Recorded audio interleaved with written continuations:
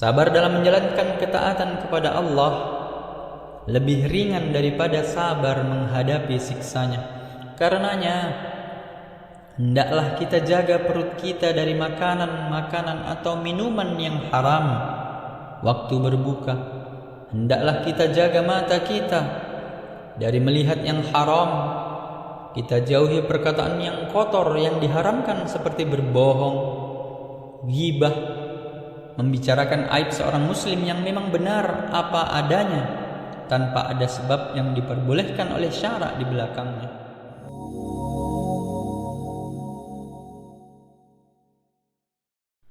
Assalamualaikum warahmatullahi wabarakatuh. Alhamdulillahil malikid dayyan, wassalatu wassalamu ala Muhammadin sayyidi waladi adnan wa ala alihi wa sahbihi wa tabi'ih ala marriz zaman. Wa ashhadu an la ilaha illallah wahdahu la syarika lah, al-munazzahu 'anil jismiyyati wal jihahi waz zaman.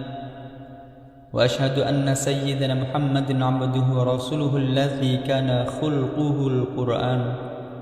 Amma ba'd, ibadallah, fa inni usikum wa nafsi bi taqwallahil mannan al-qail fi kitabihil Qur'an, ya ayyuhalladzina amanu kutiba 'alaikumus shiyam kama kutiba 'alal ladzina min qablikum la'allakum tattaqun. Hadirin rahimakumullah, takwa adalah sebaik-baik bekal untuk meraih kebahagiaan abadi di akhirat. Oleh karena itu, Khatib mewakili khutbah yang singkat ini dengan wasiat takwa. Marilah kita semua selalu meningkatkan ketakwaan kita kepada Allah Subhanahu wa ta'ala dengan melaksanakan semua kewajiban dan meninggalkan segenap larangan. Hadirin rahimakumullah, puasa pada hakikatnya adalah meninggalkan syahwat nafsu yang hukum asalnya mubah di luar puasa. Syahwat nafsu tersebut diharamkan untuk sementara waktu, mulai terbit fajar hingga terbenamnya matahari, dan setelah itu dihalalkan kembali. Oleh karenanya, puasa seseorang tidak akan sempurna kecuali dengan meninggalkan perkara-perkara yang diharamkan oleh Allah dalam segala keadaan, bukan hanya saat berpuasa.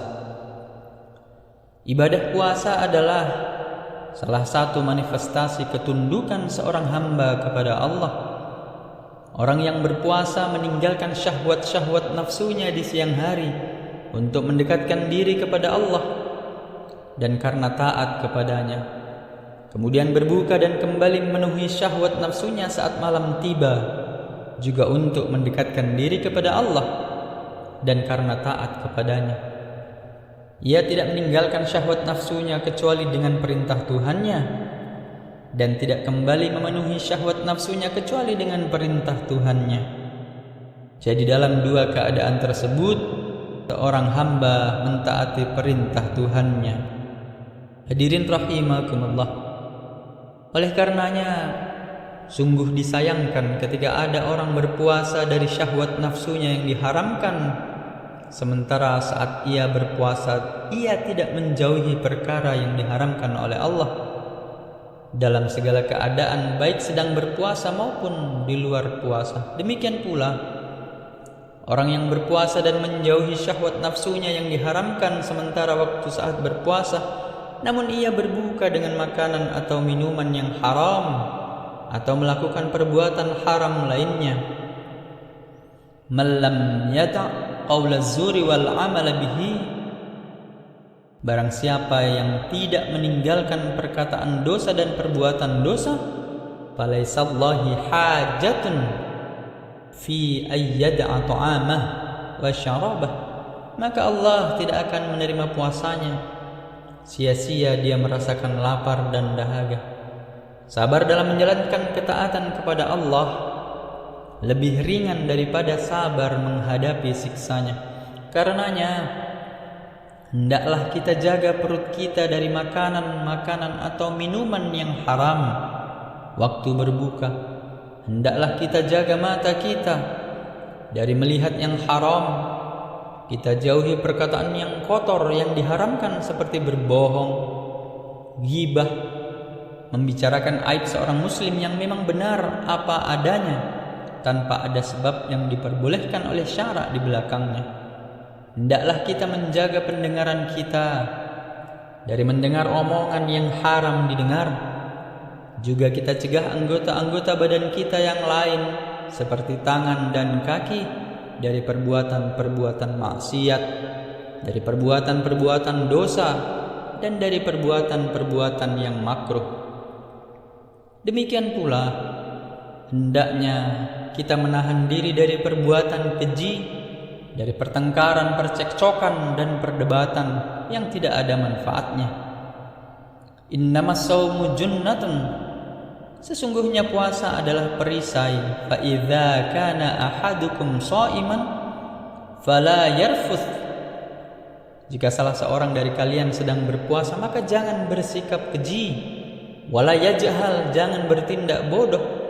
Wa inimru qatalahu aw syatamahu falyaqul, jika ada orang yang mengganggunya atau mencacinya maka hendaklah dia berkata, inni shaimun, inni shaimun, aku sedang berpuasa, saya sedang berpuasa.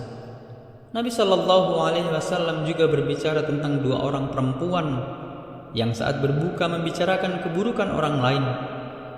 Inna hataini shamata amma ahallallahu lahuma, sesungguhnya kedua perempuan ini menahan diri dari apa yang dihalalkan oleh Allah bagi keduanya. Wa aftarata ala ma harramallahu alaihima, dan berbuka dengan apa yang diharamkan Allah bagi keduanya. Jalasat ihdahuma, salah satu dari keduanya duduk menemani temannya. Faja'alata ya'kulanil human nas, dan keduanya memakan daging-daging manusia, yang diartikan sebagai berbuat ghibah. Dalam hadis lain Rasul juga menyatakan puasa yang sempurna tidak hanya menahan diri dari makanan dan minuman, melainkan menahan diri dari perkataan-perkataan dan perbuatan yang diharamkan atau dimakruhkan. Hadirin rahimakumullah, Imam Ghazali membagi tingkatan orang berpuasa menjadi 3. Dalam Ihya Ulumuddin, beliau mengatakan bahwa puasa itu ada 3 tingkatan. Yang pertama adalah puasa orang-orang umum. Yang kedua adalah puasa orang-orang khusus. Dan yang ketiga adalah puasa orang-orang yang terkhusus istimewa. Puasa orang yang umum ini adalah puasa yang dilakukan oleh orang mencegah perut dan kemaluan dari memenuhi syahwatnya, tapi mereka tidak dapat menjaga dirinya dari hal-hal yang membatalkan pahala puasa. Mereka masih melakukan ghibah, melakukan namimah, berkata bohong, mengadu domba. Maka mereka mendapatkan puasa dari golongan orang-orang umum. Puasa untuk orang-orang khusus, golongan kedua, dan ini adalah puasanya orang soleh. Selain mereka menahan diri dari makan dan minum sejak terbitnya fajar hingga terbenamnya matahari, mereka juga mencegah matanya, mereka mencegah telinganya, mencegah lidahnya, tangannya, kaki, dan semua anggota badannya dari perbuatan-perbuatan dosa. Sedangkan puasa orang-orang yang terkhusus adalah puasanya hati dari tekad-tekad yang buruk dan pikiran-pikiran duniawi, dan mencegahnya dari hal selain Allah secara total. Berbuka dalam puasa seperti ini adalah berfikir tentang selain Allah dan hari akhir, dan dengan berfikir tentang dunia ini adalah tingkatan para nabi, siddiqin, dan muqarrabin. Karena itu adalah menghadapkan semangat kepada Allah dan berpaling dari selain Allah. Hadirin rahimakumullah, ahwanus siyami tarkus syarabi wa ta'am, puasa yang paling ringan adalah meninggalkan makan dan minum. Namun seharusnya jika kita berpuasa maka hendaklah telinga, mata, dan lidah juga berpuasa dari berbohong dan perkara-perkara yang diharamkan. Jangan sampai engkau menyakiti tetangga. Hendaknya kita menghiasi dengan kewibawaan, kehikmatan, dan ketenangan di hari puasa kita. dan jangan kita jadikan hari puasa dengan tidak hari berpuasa sebagai hari-hari yang sama. Hadirin rahimakumullah, demikianlah khutbah singkat pada siang hari ini. Mudah-mudahan Allah menganugerahkan taufiknya kepada kita, sehingga puasa kita termasuk dalam bagian puasa orang-orang yang khusus, bahkan termasuk puasa orang-orang yang paling khusus. Barakallahu li wa lakum fil Qur'anil azim, wa nafa'ani wa iyyakum bima fihi minal ayati wa dzikril hakim, wa taqabbala minni wa minkum tilawatahu innahu huwal ghafurur rahim.